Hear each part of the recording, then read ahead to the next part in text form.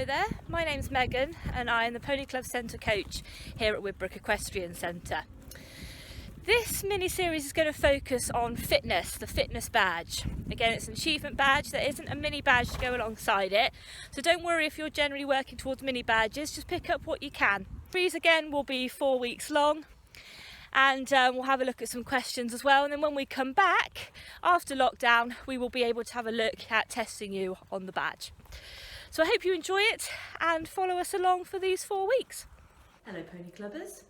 So we're now on to week 3 of the fitness badge, and this week we are going to look at specialised fitness programmes. So if you have a horse that's aimed at a higher level competition, of competition, or if you're getting a horse fit beyond the basics, or if you have a horse coming back from rehab, so it's been rehabbed from an injury. So we're going to have a look at why those things might be different and how you might deviate from the traditional fitness programme. After that there'll be some case studies on here for you so that you can have a go yourselves and see how you'd put a fitness plan together, and then in week 4 we'll have a look at those and go through them. So let's get started. Of all the horse sports that you're going to have a look at in terms of fitting, the one that you'll come across the most often is the event horse, and this is because the background in the UK has been eventing and hunting, and also because these horses tend to need a longer and more rigorous fitness programme. So here in this image here, it's not a top event horse, clearly. This is me competing at Pony Club level eventing many moons ago.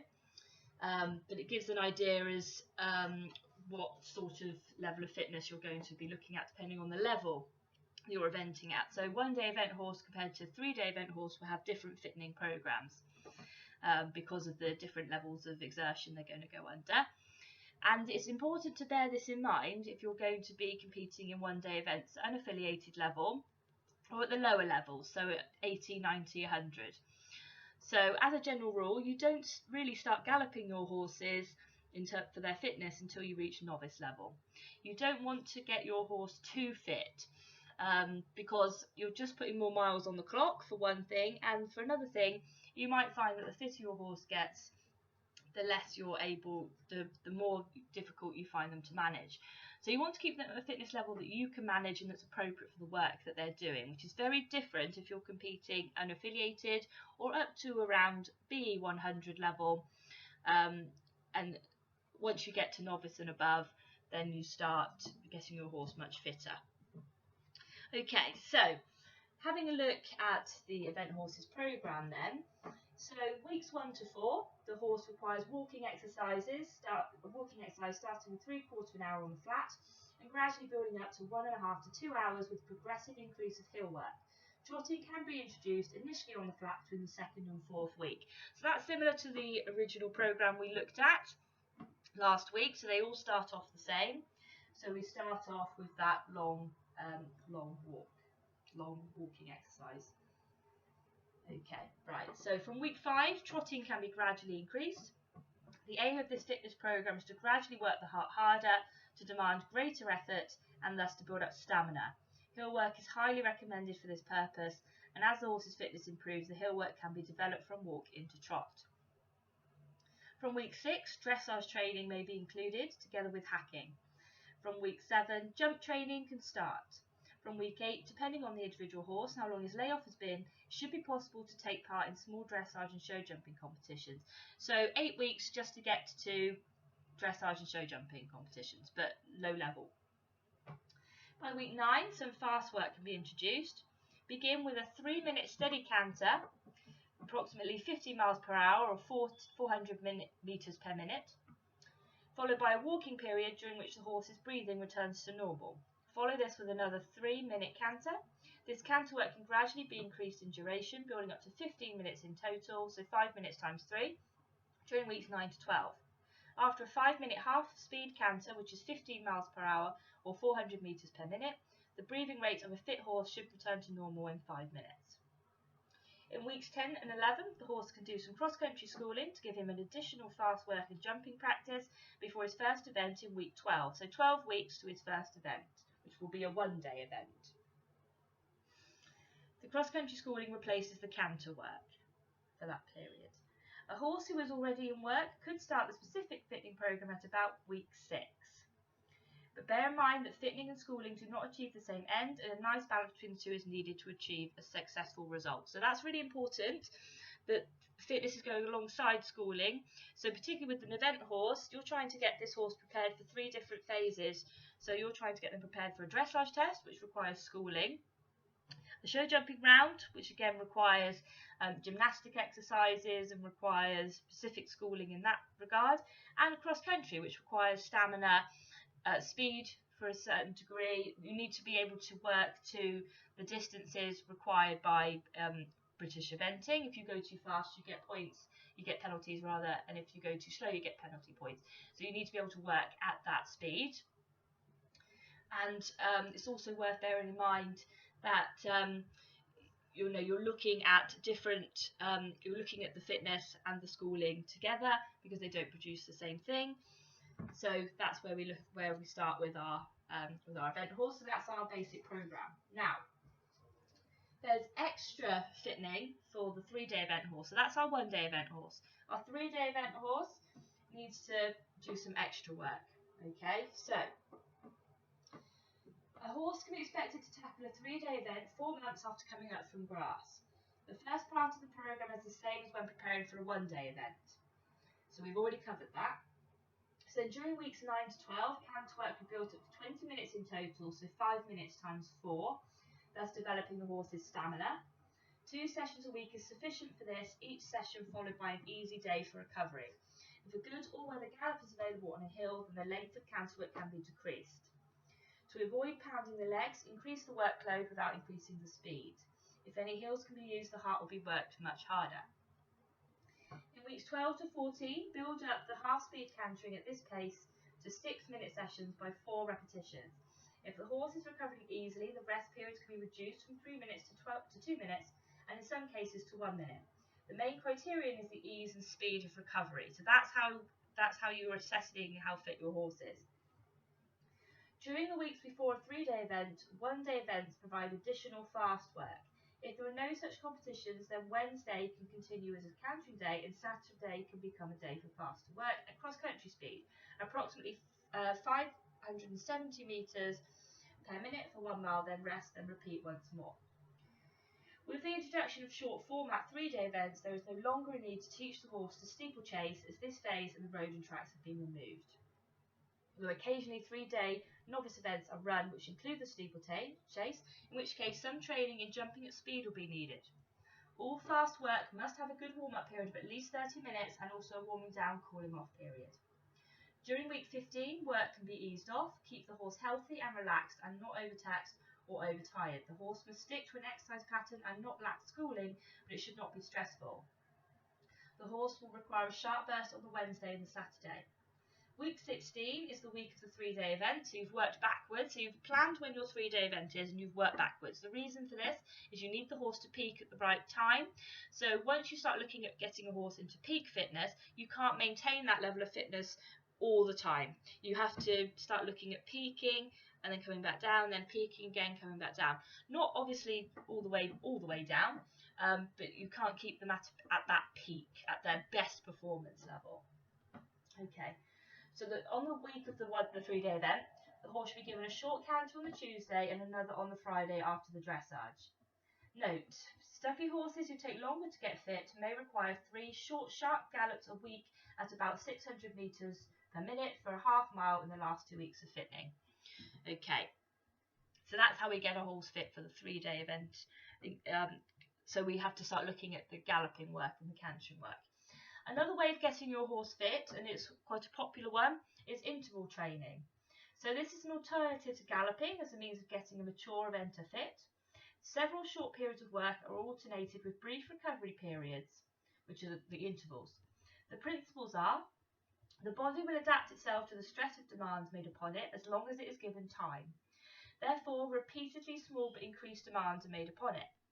The intervals are timed so that the recovery is not quite achieved before the next period of work. The work periods are designed to avoid maximum stress so that the respiratory, cardiovascular and muscular systems are all gradually developed. Used not more than once every 3 or 4 days, and it takes this long for the metabolism to return to normal. So interval training is only suitable for a mature horse, a sound horse, and a horse who has completed 4 to 8 weeks of basic fitting and conditioning work, so it's capable of hacking for 1.5 to 2 hours. 6 to 12 weeks of interval training are needed before a 3-day event. Okay. Lovely. So those are the various different ways you can get a 3-day event horse fit. So now we move on to the dressage horse. So the dressage horse is the gymnast of the equine world. So his training is a continuous process. For this reason, as soon as he is fit to working, he is rarely given long rest periods. Any prolonged time without work allows his muscles to slacken, which will necessitate weeks of preparation before he is once again in hard condition and ready to continue his training. If it is decided that a horse needs a rest from intensive work, he can be turned out or hacked out daily. The basic fitting work is as already described. So then once we have got the horse at his basic level of fitness, his exercise programme will usually consist of lunge work, written work in the school and hacking out. Most horses will benefit from a daily spell in the field to allow them to relax mentally. Jumping makes a refreshing change from work on the flat, and gymnastic jumping exercises in particular also improve athleticism. The horse's mental attitude to his work is of prime importance, and this is affected by the stable environment and daily care, as well as by the work itself. So that's our dressage horse. So we're looking there at continuous work to ensure that the muscles build up, and that we look at his work programme in terms of keeping him mentally happy so that he performs his work well. So now we move on to the show jumper. So show jumping is an all year round sport, but a horse cannot be expected to compete indefinitely. Careful forward planning is therefore necessary to ensure that there are rest periods so the horse will be fresh and keen and will give off his best. So, fitting programme. After a rest period of 2 or 3 months, a horse requires an 8-week fitting programme before competing in a major competition, which we've already looked at those 8 weeks.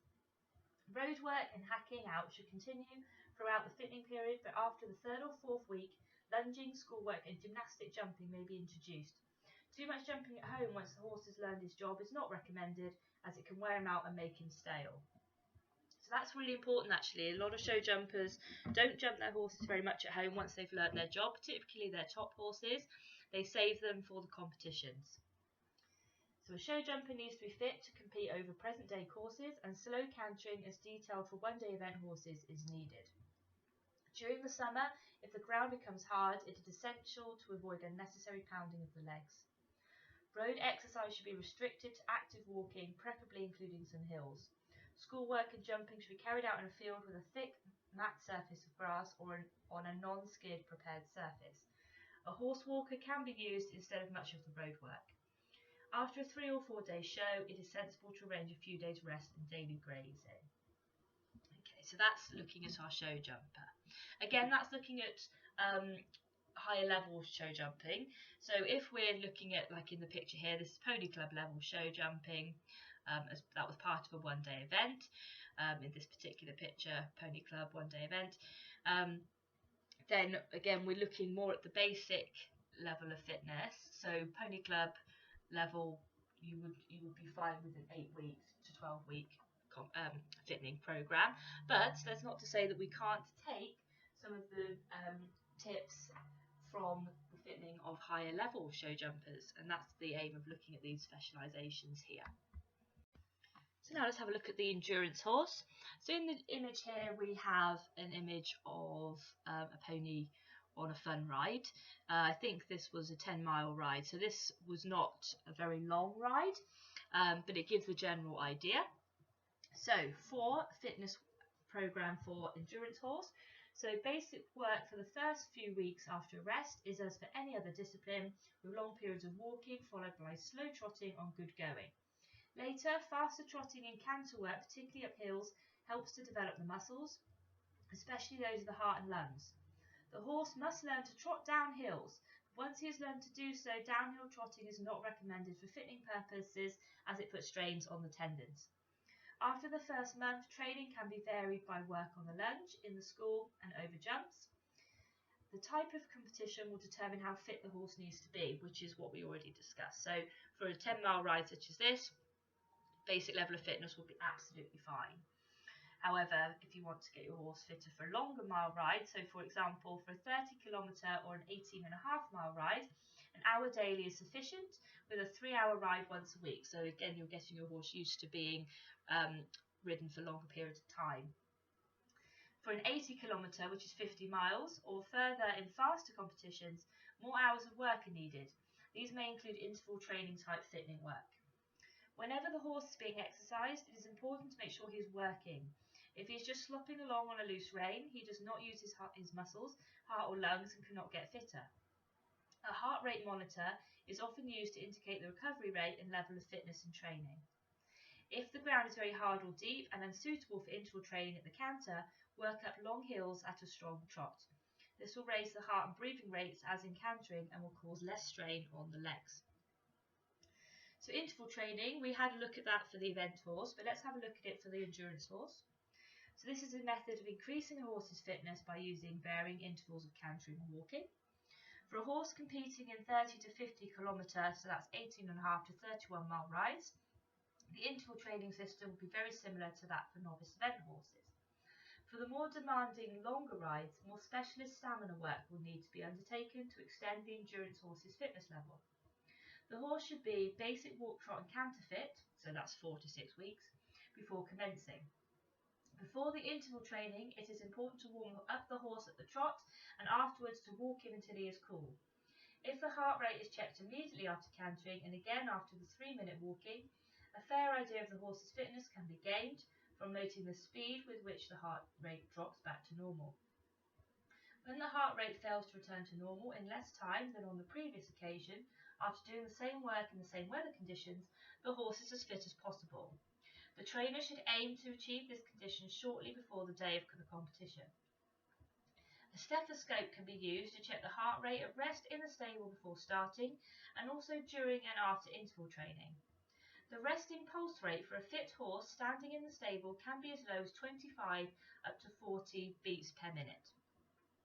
The warm-up pulse rate should be in the range of 40 to 50 beats per minute.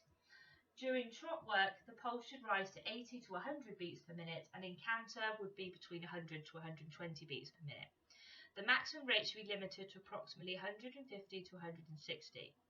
Recovery to 64 or below is required before presentation to the vet in competition. So for endurance, it's really important that not only you get the horse fit, but you also work out the more scientific side of things, which is looking at heart rate beats per minute, because it's important in competition in terms of presentation to the vet, but it also tells you how fit your horse is. So if you're interested in endurance and looking at fitting a horse for that, then you need to learn how to use that equipment, stethoscopes, etc., heart rate monitors effectively to be able to compete successfully. So the hunt horse, where a lot of our expertise in fitting horses has come from, our knowledge. So heavyweight hunters, particularly if in gross condition, should be brought into work at the beginning of August. This gives them time to get fit before hunting starts in November. Thoroughbreds and lightly built horses require less time to get fit, and their fitting programme may be left until the end of August. The value of plenty of walking exercises cannot be overemphasised. It helps to develop muscles without strain. Horses not going out with hounds until November require canter work twice a week in between September and October. The actual speed and distance of the cantering depends on the individual horse and whether suitable ground is available. Trotting up hills can be a good substitute if canter work is difficult to organise. The aim is to have the horse fit to gallop by November, the 1st of November, which is usually when the opening meet is. So during hunting, a fit horse that's hunting 3 full days a fortnight or 2 short days a week should only require about 1 to 1.5 hours exercise a day to maintain his fitness. Should there be no hunting, he should have a minimum of 1 to 1.5 hours each day. During snow or freezing weather, if normal exercise is not possible, and if there is no indoor school, a large ring of shavings or mucked out straw can be laid down. The horse can either be ridden, lunged or led around on this surface. If the snow is dry and powdery, it will not bore in the feet, so riding in fields or woods is usually quite safe. Road work must be avoided because of the danger from and to traffic. Wet snow does ball in the feet, and we may not ride may not be safe to ride on unless the feet are packed with grease or fitted with pads. So that's important to bear in mind because hunt horses work during the winter.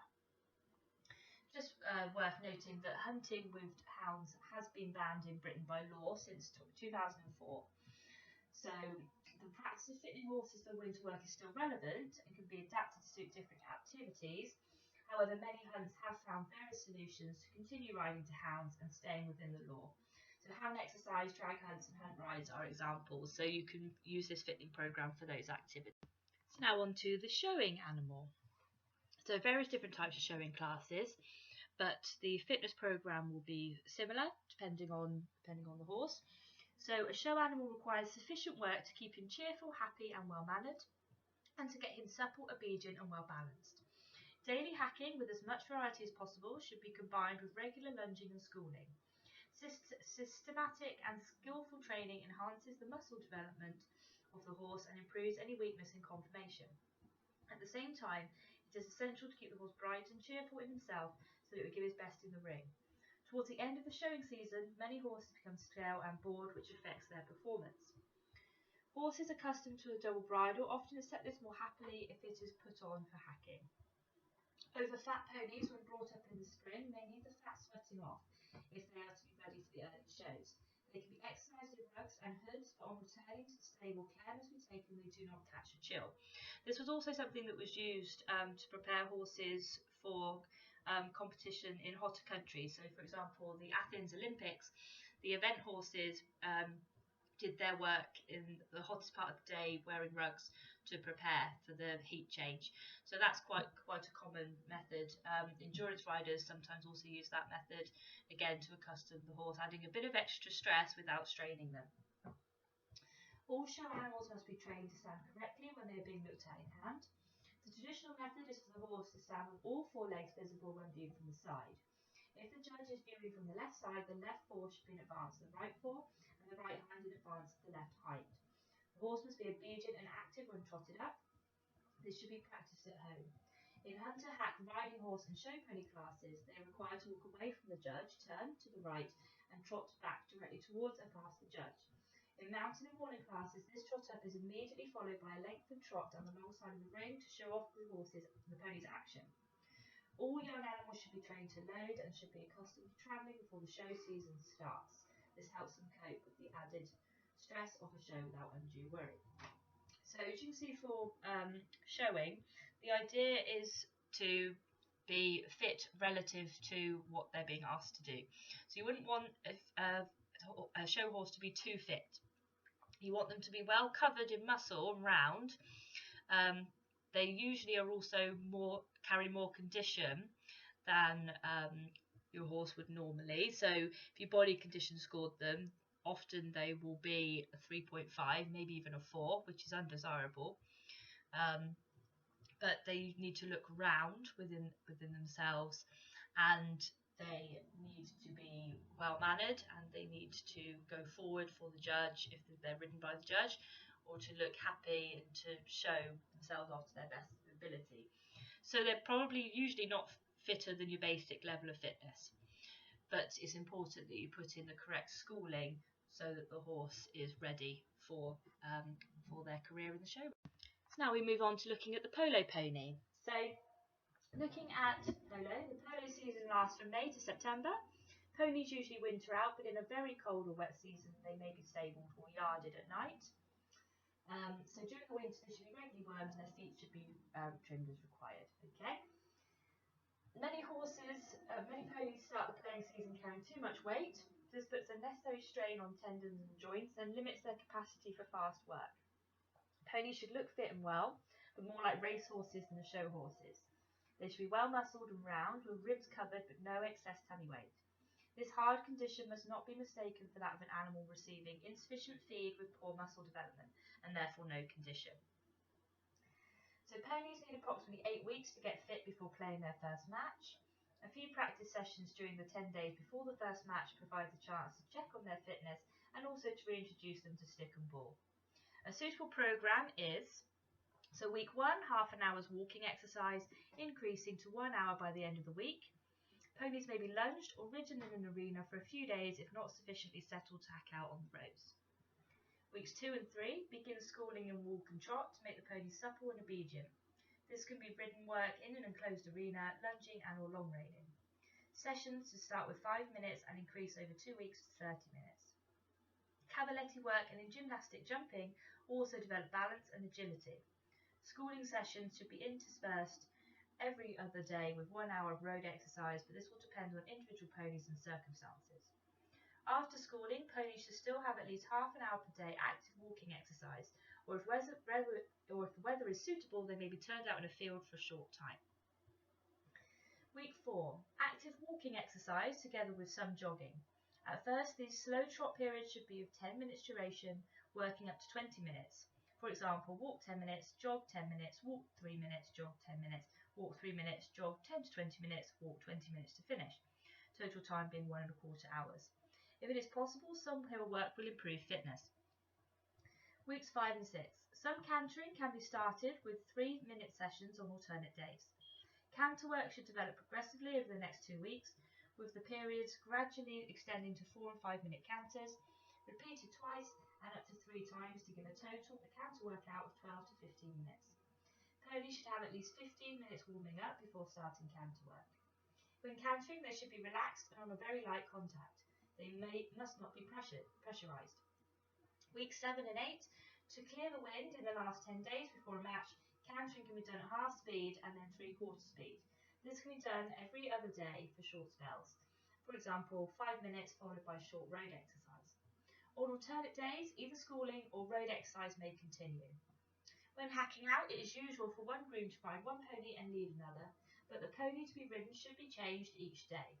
If ponies are well behaved and traffic proof, and if the hacking circuit is suitable, 2 ponies may be led out. Care should be taken to ensure that other road users are not hindered. So that's looking at our polo ponies. And now we turn to the racehorse. Now here we have pony club racing, so pony racing with the pony club. And regardless of whether or not it's pony racing or if it is flat racing or your point-to-point racing, you're going to have quite a specialist fitness program for whichever you're going to be doing. So this is just a guide as a general idea, but if you were getting a horse fit for racing, you'd need to be looking at quite a specialist program. Okay, so fitting work for the first 3 to 4 weeks should consist of long, slow canter work. So traditionally horses were cantered between 3.2 kilometres, so about 2 miles, and 4 kilometres, so 2.5 miles, 2 or 3 times a week, with road and hill work in between canter days. Now many trainers canter their horses almost daily for over a shorter distance using either grass or an all-weather surface gallop and cantering up to 1.2 kilometres, so 3/4 mile, then walking back to the beginning and repeating the process as many times as necessary. The amount of work and the speed can be varied to suit each horse's training requirements, but if this method is used, horses can become stale with the lack of variety. So a couple of days each week could be spent doing hill and road work to prevent this. Whichever training method you adopt, when a horse is working in canters, he should be on the bit and ridden in balance. All horses need 1 day off per week to rest and keep their interest. If possible, turn the horse out for a couple of hours on rest days. As the horse's fitness improves, the speed can be gradually increased until in the last month before racing, he is working at 3/4 speed over a reduced distance of about 1.5 miles, so 2.4 kilometres. If cantering every day, do not work at this speed more than twice a week. A pipe opener should be given over the last 400 metres, so 1/4 mile, of fast work for the preceding 2 weeks before a race to help clear the wind. Should the horse not be as keen as you would expect, cut his work back a little and check that he is in good health. It is a fine line between getting a horse fit enough for the purpose and overtraining him. When in doubt, do a little less fast work, except if you know the horse is naturally lazy. A horse should be given his last gallop 3 days before he races and not over-exercise the following days before the race. Some horses benefit from a day off before racing, others do not, but never leave a horse standing in the day before a race. He should at least be walked out for half an hour, either in a horse walker or ridden. If the horse is at all thick in the wind, he should be given a pipe opener the day before the race and possibly the morning of the race if he needs it. Horses vary enormously in their training requirements, and this is only a guide to a fitting regime. It is essential to know what are the normal parameters for each horse, so the temperature, pulse at rest, and respiration, to help you decide if anything is wrong during training. To avoid strains on muscles and joints, horses must be warmed up before they start their canter work and cooled down afterwards. After cantering, a horse should be walked for at least half an hour to disperse any lactic acid that has built up in the muscles during fast work. This can be done in a horse walker, ridden or in hand, but is essential for the horse's well-being. Between canter days, work should consist of 1.5 to 2 hours walking exercise with some trotting up hills. If no hill work is possible, then a longer time should be spent exercising. If canter work is difficult to organise, then more fitting hill work should be done. An occasional day's flat work or gymnastic jumping in a school helps keep a horse supple and adds variety to his routine. During the week before the first race, the horse's walking work can be reduced to 1 hour sessions and 2 short, sharp, 3/4 speed canters. Care must be taken that he does not become overfresh or wound up. Stress can be quite a problem with some horses losing their races before the start.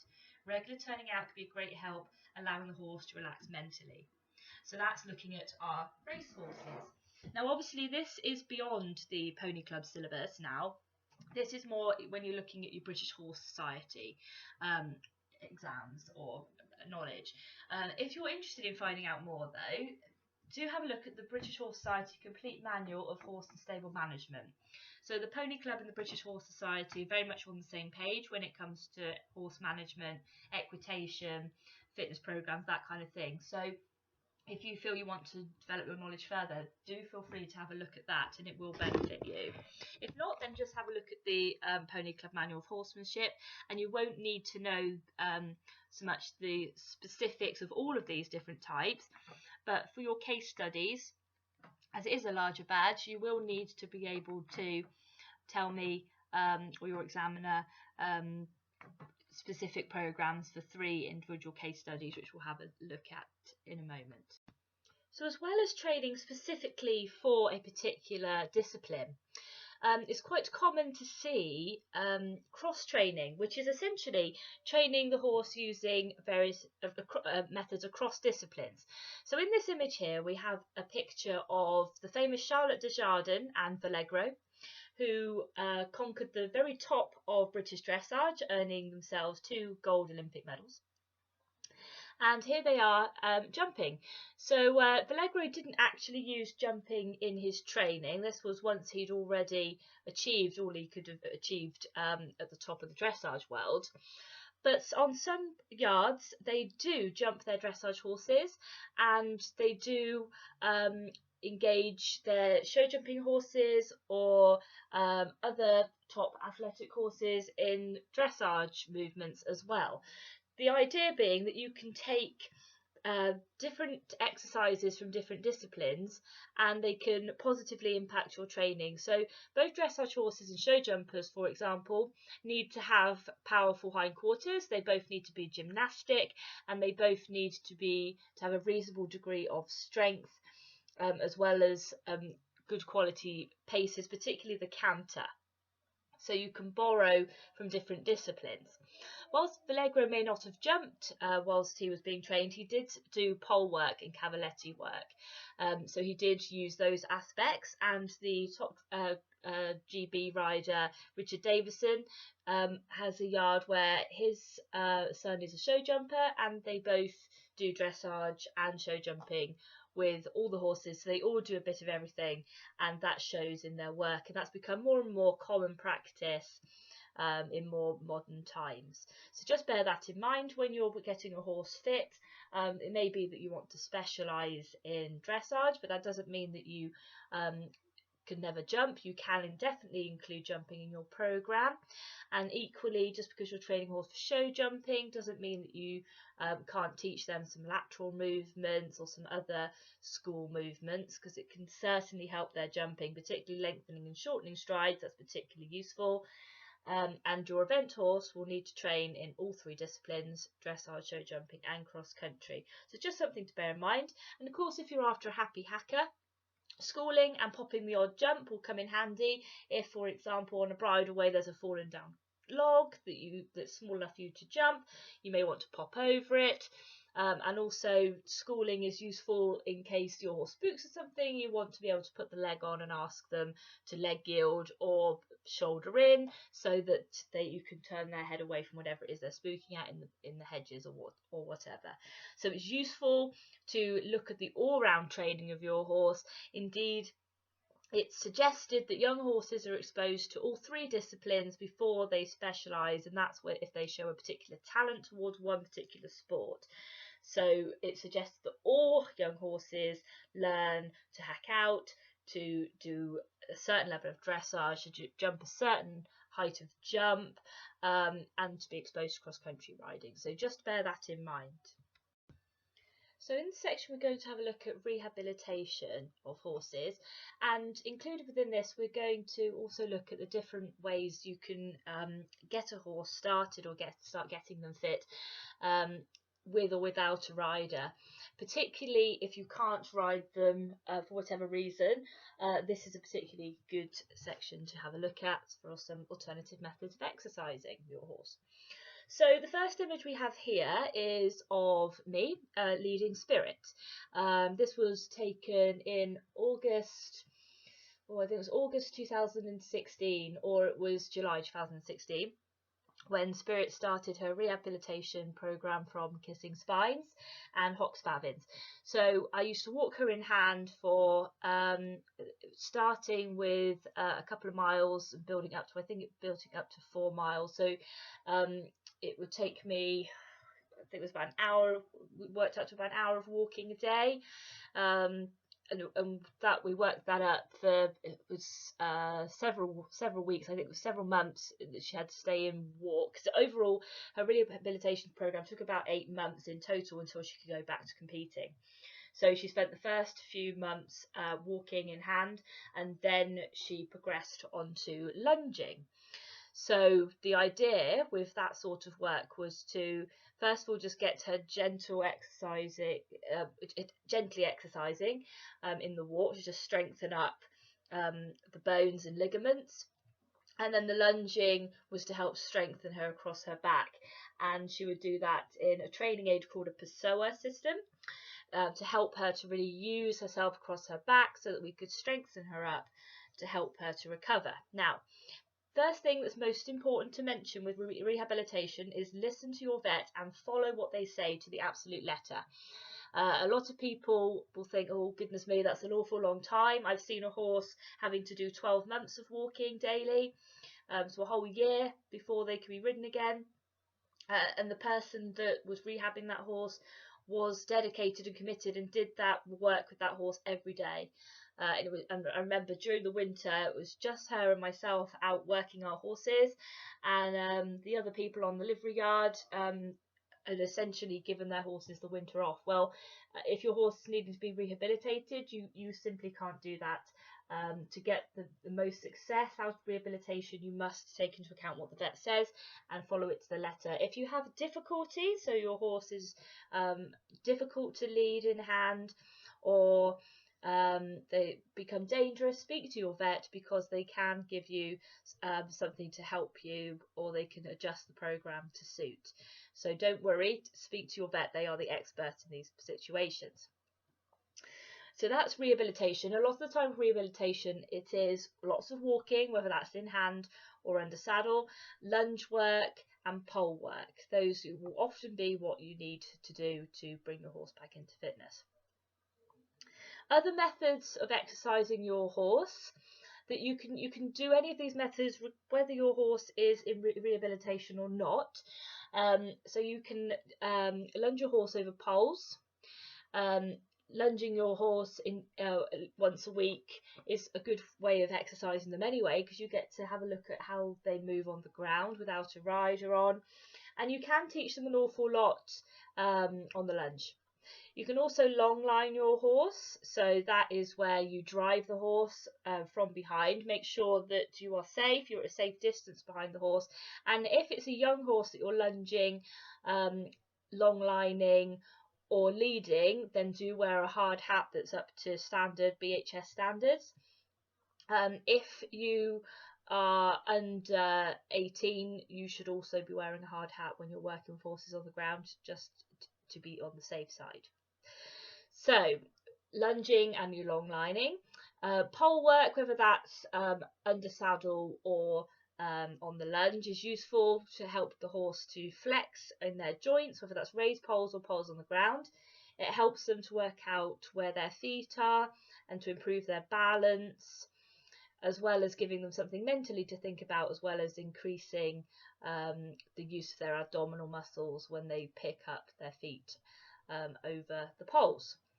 You can also loose jump your horse. Not every yard allows this, but if you are allowed to loose jump your horse, then it is a good method of introducing them to various different jumps and allowing them to work it out for themselves. They don't have to have a rider on. Also, if you're just not keen on jumping yourself, you can still jump your horse without actually having to be on it. If you aren't allowed to loose jump your horse where you are, then consider lunge jumping the horse. Again, as with lunging in general, whether that's over fences, over poles, or on the flat, get an instructor to guide you on how best to do this, whether they're a pony club instructor or a British Horse Society instructor or British Horse Society approved riding school. Somebody will be able to teach you how to lunge effectively and safely, and you can then build your skills up from there. And it's perfectly possible to lunge horses over fences and over poles, and that's a way of doing it without them being loose. That's something to bear in mind. And there are other methods as well of exercising the horse that are alternative. So there are such things as horse walkers. So you can put your horse on a horse walker and it will do some of that low level work for you. The only thing you have to bear in mind is that because you're constantly going in a circle, you have to make sure that you switch directions on the horse walker regularly and work both sides evenly, the same way you would on the lunge. Or you can also do ride and lead. So if you can ride one horse and lead the other, then it gives them that exercise and it doubles it up, so you work both horses at the same time. That's quite a useful method for getting the walk working. And then if you have these facilities available to you, now we have all sorts of marvellous things available to us, such as horse treadmills, horse water treadmills, hydrotherapy, and other such things that you can get hold of or take your horse to at one of these specialist centres and give them a session on one of those. That's not available to most of us, whether that be because of finances or transport. So some of these more traditional methods of leading in hand, lunging, ride and lead, pole work, loose jumping are probably, and long lining are going to be more appropriate. But it just gives you an idea of the kind of things that are out there in terms of alternative methods of getting your horse fit and giving them exercise. So for the case studies, we're going to have a look at describing a simple fitting programme, including the work, feeding and grooming and shoeing for these three different case studies. So case study 1 is a pony going to novice area competitions. That could be show jumping, dressage or eventing. A pony going for a day's hunting, or a pony going to do a kestrel endurance ride of between 16 and 25 kilometres. So have a think about those in your own time, and we'll have a look at the answers in week 4. So that's it for week 3 of the Fitness Badge. I hope you've enjoyed it. So next week we will be looking at how to maintain a horse's fitness and also how to rough the horse off again, so how to get them the reverse of the fitness programme if we were going to turn them out. So that's what we'll look at in week 4, and we'll also have a few more case studies as well.